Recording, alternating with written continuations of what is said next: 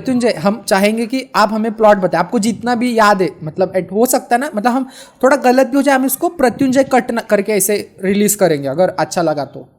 अच्छा अच्छा ठीक है, डायरेक्टर्स कट जैसे होता है वैसे प्रत्युंजय। प्रत्युंजय तो सर आपका वर्जन सुनो हमको, आपको क्या समझाया, क्या देखा आपने, क्या मेरे वर्जन के अकॉर्डिंग ऐसा था कि जैसे अर्थ पे बहुत सारी प्रॉब्लम्स, जैसे इन फ्यूचर जैसे आने वाले आप देख ही रहे हैं, जैसे पॉपुलेशन बढ़ेगा, सो फूड का, हर चीज़ का पॉपुलेशन और हर चीज़ का प्रॉब्लम बढ़ने वाला है।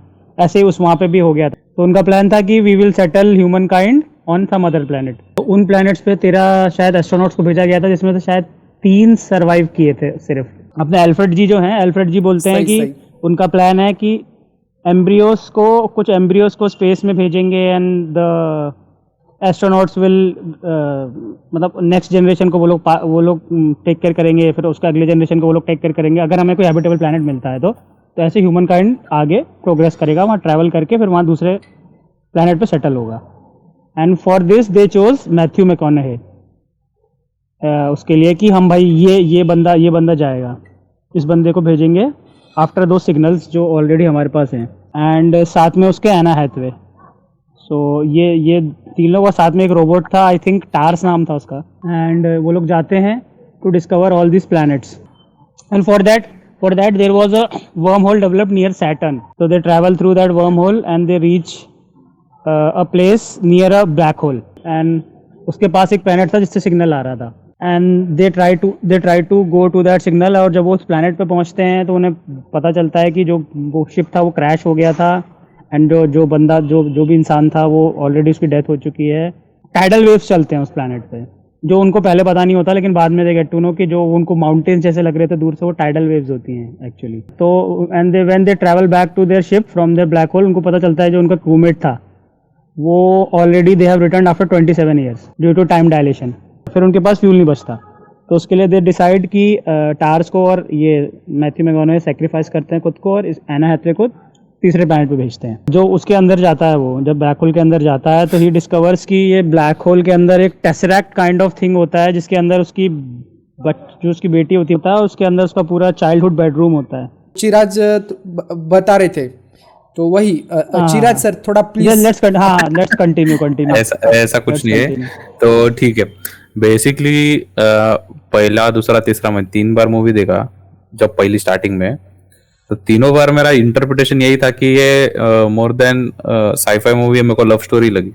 फादर एंड अ डॉटर, उनकी जो इमोशन था, रिलेशन था, जिनके लिए पूरी मरमर चल रही थी, जो मैनकाइंड था वो सब कुछ तो पैरेलल में चल ही रहा था। लेकिन मेरे साइड से कभी ऐसा कुछ लगा नहीं मुझे कि जो अपना मेन कैरेक्टर है मैथ्यू मैककॉनहे, तो until the end of the movie, तो वो first planet it doesn't work out, फिर सेकंड प्लैनेट पे वो जाते हैं, which is actually Anne Hathaway जो कैरेक्टर है उसका पंटर रहता हो, मैट डेमन, उसको अच्छा लगता रहता हो, तो शायद मेरे हिसाब से तो उधर ही जाते हो, because she is more align to meet him again. And उधर जाने के बाद मतलब उनके पास 2 ऑप्शन रहते हैं कि एक तो वो, और या सेकंड प्लैनेट या थर्ड प्लैनेट, दोनों में से एक पे जाए। बट फ्यूल और उसकी एफिशिएंसी और वो सब करते हुए वो देखते कि भाई चलो मैथ्यू वाले के इस पे जाते हैं।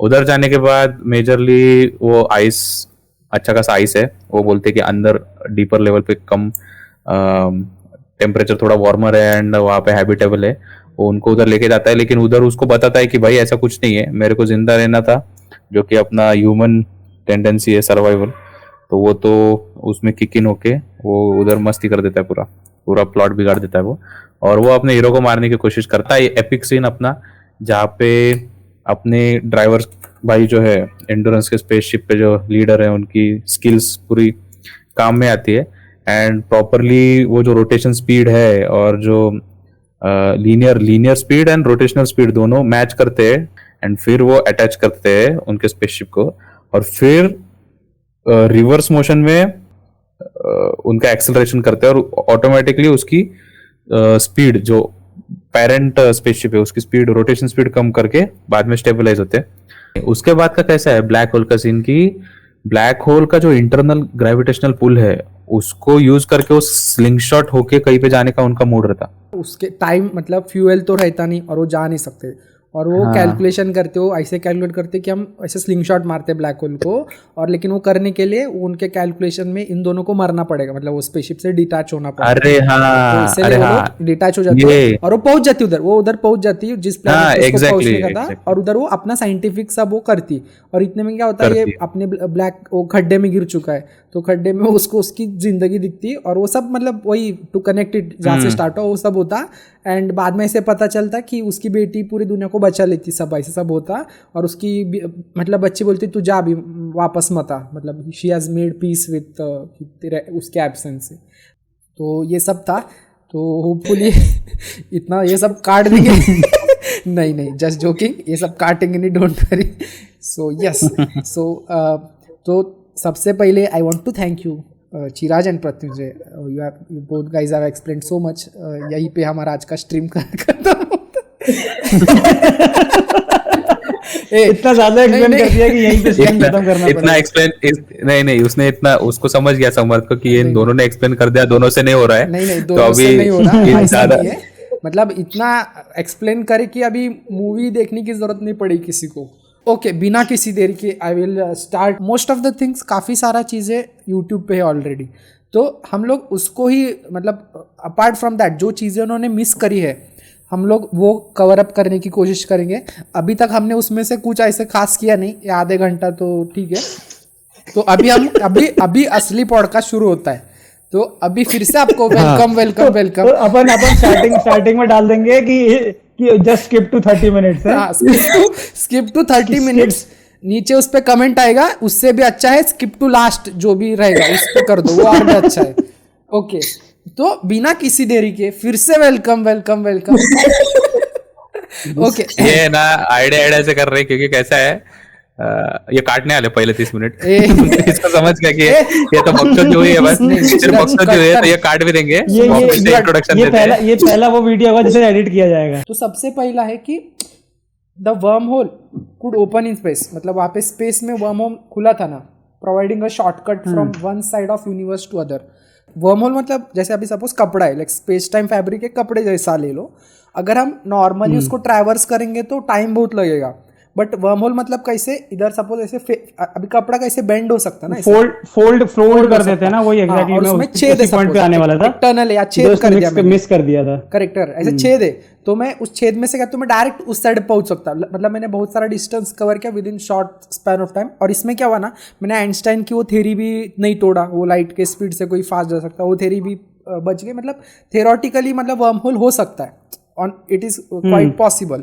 तो ये था। एंड हाँ, जो विशाल बोले कि वर्म होल को ऐसे क्रिएट करने के लिए वो ग्रेविटी मतलब छेद करना पड़ेगा। छेद मतलब क्या, स्पेस टाइम फैब्रिक जो है ग्रेविटी वगैरह सब, उसमें को ऐसे उसको तोड़ने के लिए एंटी ग्रेविटी ऐसे कुछ लगेगा, ऐसे कंसेप्ट वगैरह लगेंगे नहीं, मतलब उसको वहां पे एक वर्म होल बनाने के लिए एनर्जी लगेगा इस लेवल का कि शायद कुछ थाउजेंड्स ऑफ सन के बराबर का एनर्जी लगेगा, मतलब ऐसे ग्रेविटी पकड़ के रखेगा, और उसको स्टेबलाइज करने के लिए एंटी मैटर लगेगा। ये तो था भाई कि वर्म होल रहता है। ओमकार, आप कुछ बोलना चाहेंगे इस पे? नहीं। ओके, थैंक यू बहुत, ये दिस वाज द बेस्ट, मतलब तो तीनों में से सबसे अच्छा जवाब मेरे को आपका बहुत पसंद है। हाँ, तो हम आगे बढ़ते हैं। तो हमें वर्म होल मिल गया, तो हमारे जो एस्ट्रोनॉट से वर्म होल ट्रैवल करता है, तो while travelling through the worm hole एक फिनोमेनन उन्होंने दिखा है कि अपने हीरो को कुछ तो दिखता है while travelling through the worm hole. तो उसमें उन्होंने ऐसे पॉइंट दिखा है कि वर्म होल में जाना मतलब वर्म होल से ट्रैवल करना is not a 4 dimensional thing, मतलब तू 3 special dimensions with 1 time dimension में उसमें नहीं है, तो अभी तो एक हायर डायमेंशन में, 5th डायमेंशन में। तो 5th डायमेंशन में time is not a arrow point, मतलब ऐसे वो एक ही डायरेक्शन में ट्रैवल नहीं करता, वो अलग अलग डायमेंशन में ट्रैवल करता, यूनि डायमेंशन नहीं है। तो उसमें ऐसे दिखा है कि वो जब स्टार्टिंग में जाता रहता है और जो एंड में जो वापस आता है, तो वो एक दूसरे को देखते हैं काइंड ऑफ, ऐसे थोड़ा प्लॉट है मूवी में। हाँ, बीच में सही कह रहा है। बीच में जब वो मॉल के अंदर होते हैं तो उसको शायद किसी का ऐसा लगता है कि उसने हैंडशेक किया किसी के साथ, हैंडशेक किया, यस, राइट, हाँ, कुछ काइंड ऑफ ऐसा रहता है। तो वो पॉइंट वो बताने का, नोरल सर का पॉइंट वो उसमें ऐसा था कि वो वर्म होल में ट्रैवल करना is travelling in 5th dimension, तो एक पॉइंट है। तो हम अब वर्म होल से बाहर निकलते हैं। तो वर्म होल से बाहर निकले तो हम आते हैं सीधे आई गेस ब्लैक होल के पास आते हैं, ठीक है। तो हम लोग अभी आगे बढ़े या विशाल कुछ ऐड करना है इसमें? मुझे ओंकार का पॉइंट सुनना है। ओंकार का पॉइंट, ओंकार सर कुछ? मुझे भी सुनना है अब तो।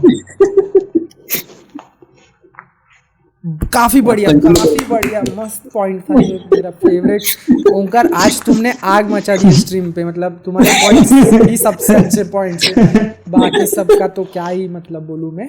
My question is very simple, और हो सकता है तुमको डिफिकल्ट लगे बट ठीक है। तो क्वेश्चन ये है कि getting to close to the gravity of a massive object like black hole, can it cause time to move slowly for you and मतलब, और मेरे लिए मतलब कंपेयर टू मी तुम्हारा टाइम स्लो जा रहा है, कैन दिस एक्चुअली हैपन?